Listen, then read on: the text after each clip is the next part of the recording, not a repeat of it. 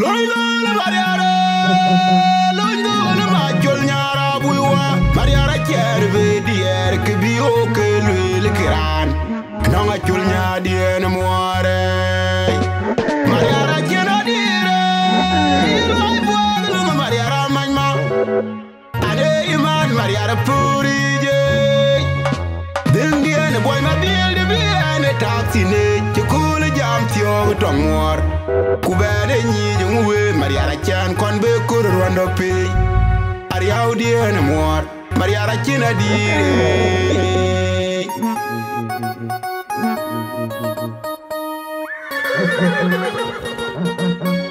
Rinche and Moses po you door po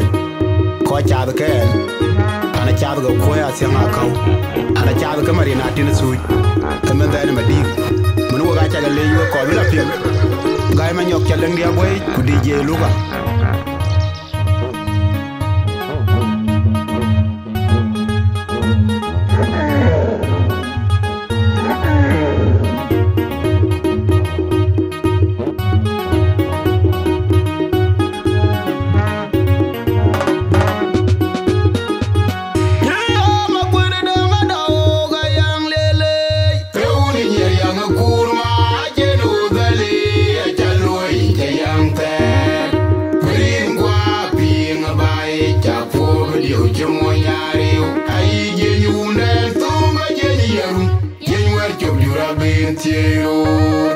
Madin di takuma eri nyen kwa chebichi lewe karai unana che ko wen muinda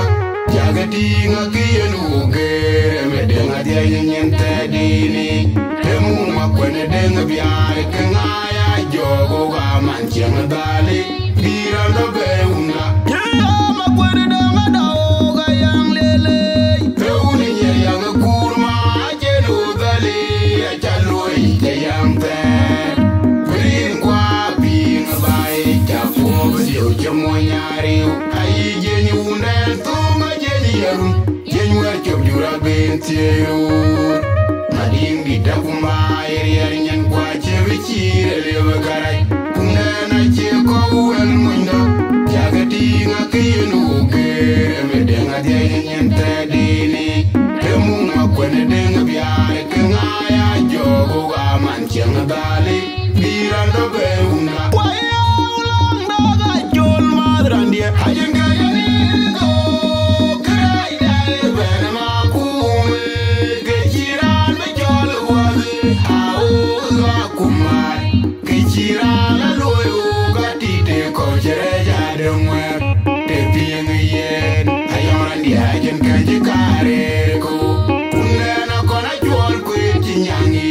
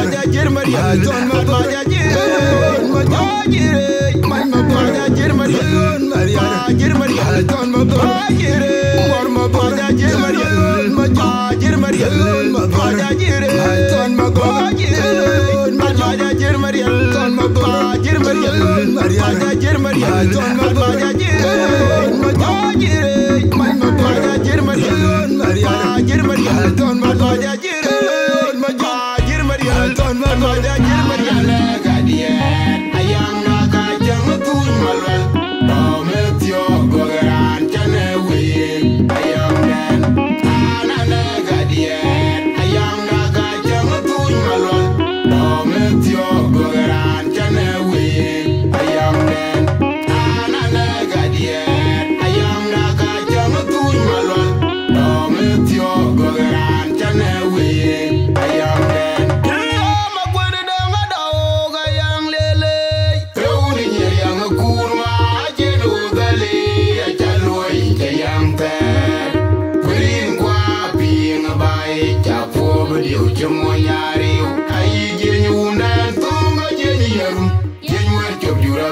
tiero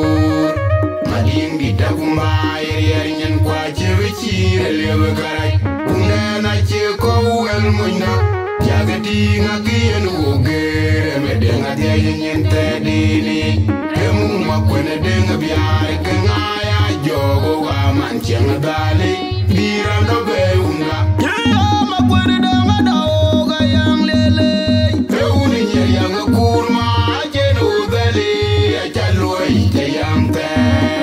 berin kwa pinga bae chapo liu chemo nyariu ai jenyu una tumba jenyu yeru jenyu erchob jura ben tiero mading di takumba yer nyen kwa chewchire lebe karai unde na che ko el mundo jagati ngakien ugere medenga dia nyen tedini emu makwene denga biare kengaya jogo wa mancheng dali birando be unga waya ulang daga jol madrandia ajenga yanigo krai dai ben makume kejiran be jol wale au ga kumai kejiran la loyo ga tite ko jere jademwe te pieng yen ayora dia jen kaji kare ko unde na kona jwal ku kinyangi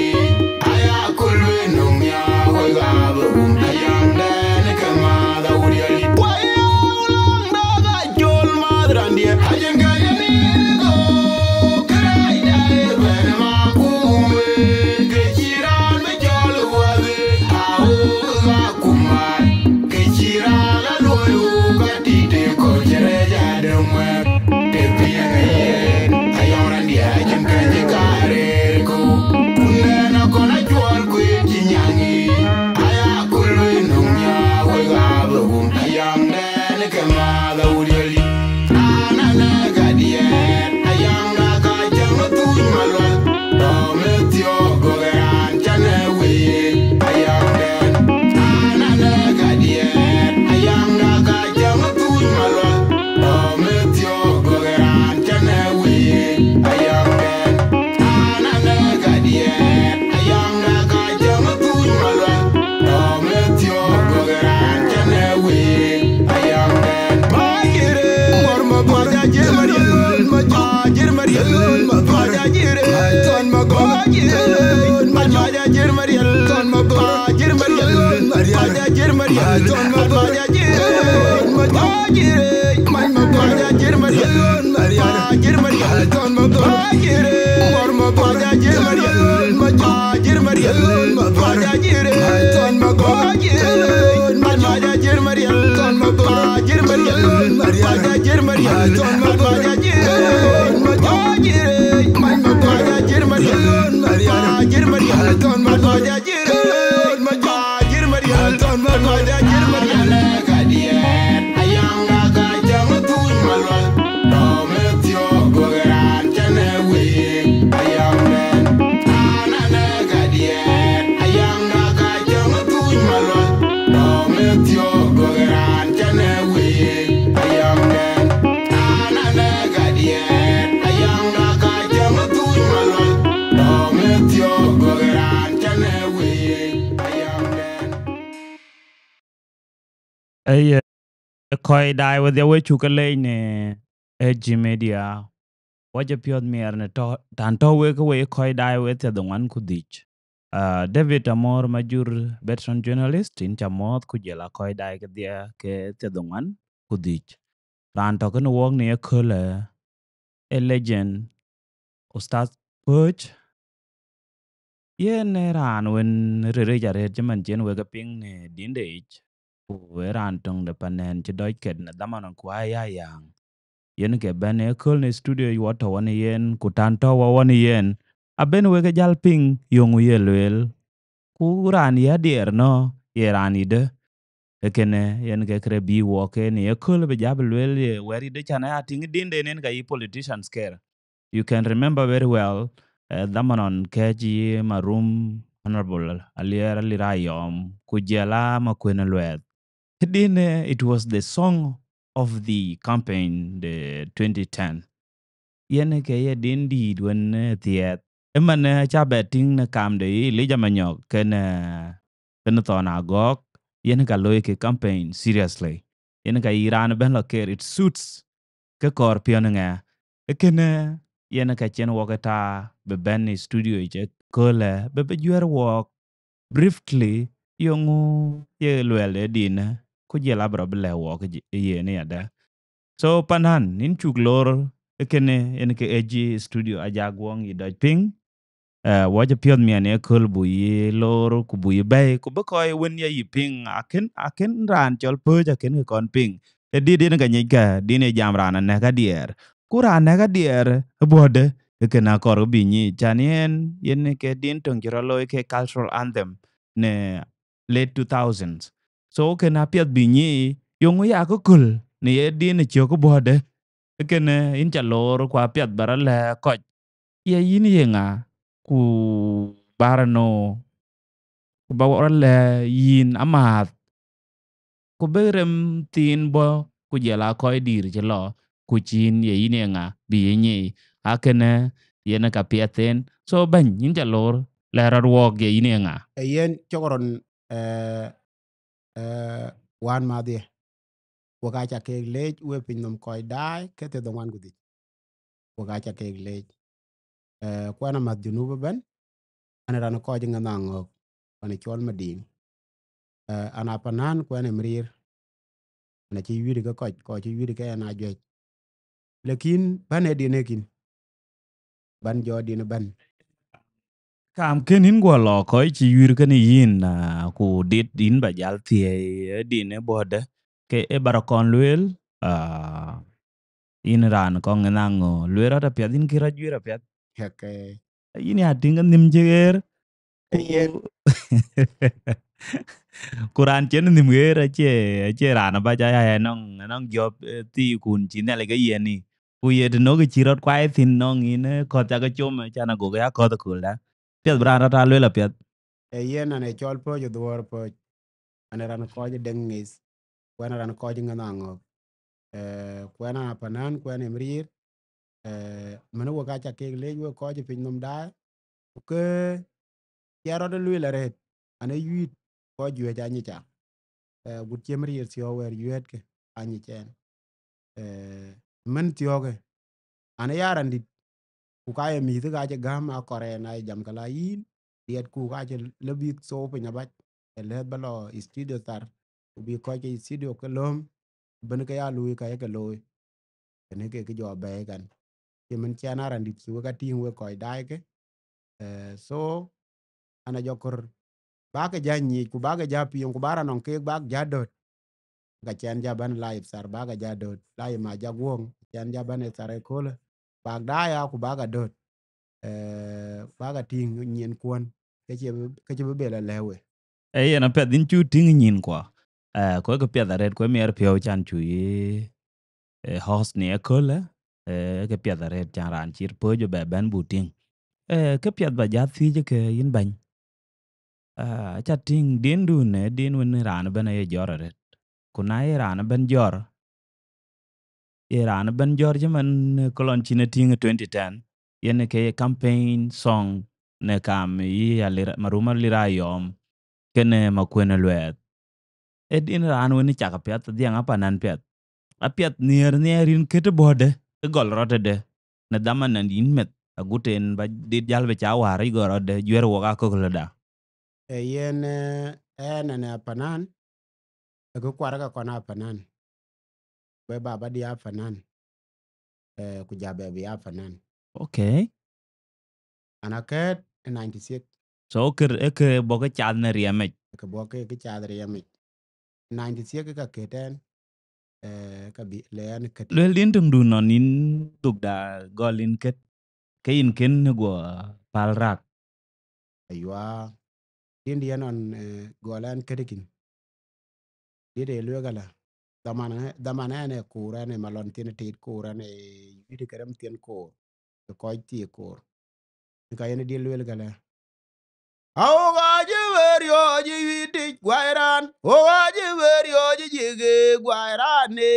gwa chena diere tongen Uriola topin ayang amungong dite iye oga chiverio ja yang den lo gwairan yang daga but koi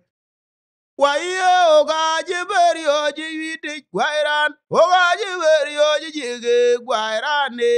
gwachina dier tongen Uriola topin ayang amungong dite iye oga chiverio ja yang dien lo gwairan yang daga but koi Jawrom loy ge wek an gwairan tindi chinir ja yang dene oga chebe gama yang chok Jawrom loy kulrom apwad bene da chang wadi da cherio ja mukti ma yang den Jawrom loy ge wek an gwairan tindi chinir ja yang dene oga chebe gama yang chok Jawrom loy kulrom apwad bene da chang wadi da cherio ja mukti ma yang den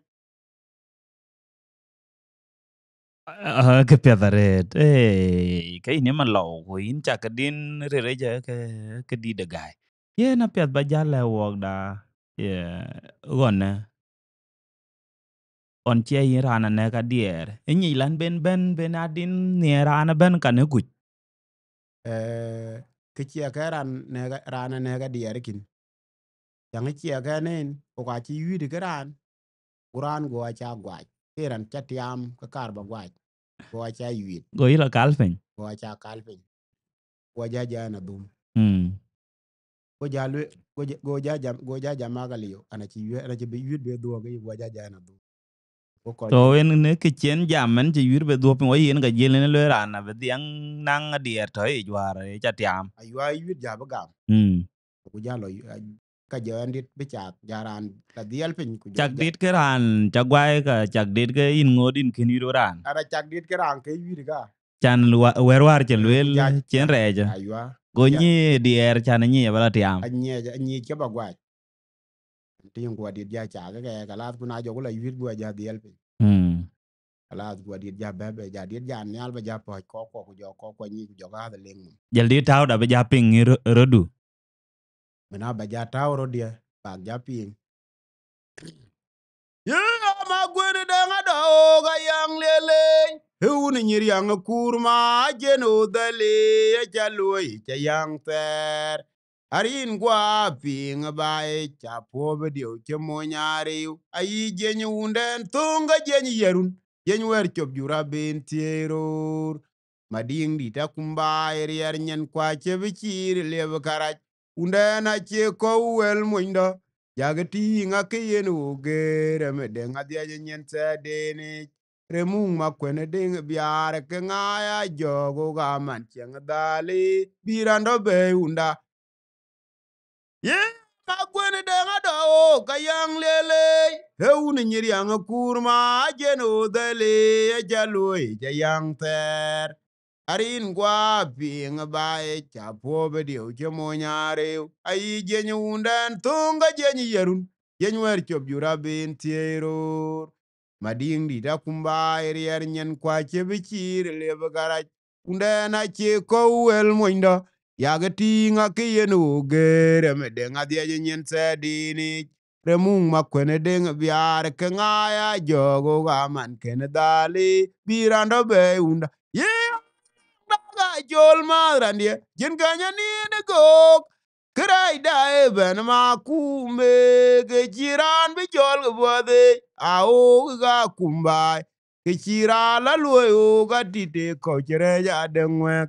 te ping yen yong randia jen ganya ga re ko unde na kona jol kwe jinyangi aya kulbe nong nya we ga bu ma yang den ga ma da wudi waya ulang daga jol marandia ajin ganya ni go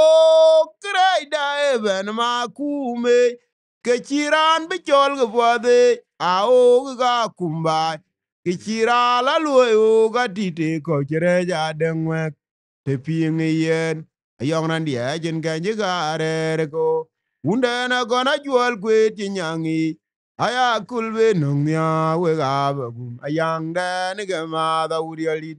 rana ne ga dier ayang da ga jang duñ malwal rometiok dwagaran chane wi ayang den rana ne ga dier ayang daga jang duny malwal rome tiok dwagaran chane weye ayang den rana nega dier ayang daga jang duny malwal rome tiok dwagaran chane weye ayang den rana nega dier ayang daga jang duny malwal rome tiok dwagaran chane weye ayang de ye makwene danga daoga yang lele Eun nyeri ang kurma jeno dele jaloi chayang ter rin kwa ping bae chapo bedio chemo nyari ayi jenye unden tunga jenye yarun jenwer chop jura bin tieror mading di da kumba erier nyen kwa chebichir lebe garaj undena je go wel moindo yagati ngakiyenu gere medenga dia nyen tadini remung makwene ding biar ke ngaya jogo gaman ken dali birando be unda waya ulang da jol marandia ajin ganya ni de go krai da even makume ke chirani jol bode ao ga kumba ke chira la loyo ga dite ko chere ja denwe te pinge yen ayong randia ajin ganji gare ko Undena gona jual kwet nyangi aya kulbe nungnya wega begum ayang den gema da uriolit rana nega dier ayang daga jang tuny malwal rome tiok dwagaran tene wi ayang den ye amdiana aje por dog je tun ya bene wil ye galwele ko chido ka che tongo Brano alwe uningirwa yang atogo remao yiriaru lendia chayang polgu gachirem do belok ayang adirem John malwang wele na chendiere po ayiwo gato yang choge ge wen magany tima yang kinlwil juor be palge pinom kuna ye yi kengedwa jelebdung rora lama yang lijawalen ugarang din magany Alano wunde na cheke bene jam welti. Loigo le mariare, loigo le majol nyara buiwa. Mariara kerve dier ke bio ke le kiran. Nonga chul nya dien moare. Mariara kena dire, loi buale le mariara manma. Ade iman mariara puri je. Dindien boy ma bil de taxine chukule jam tio tongwar kubere nyi jungwe mariara chan kon be kur rondo pe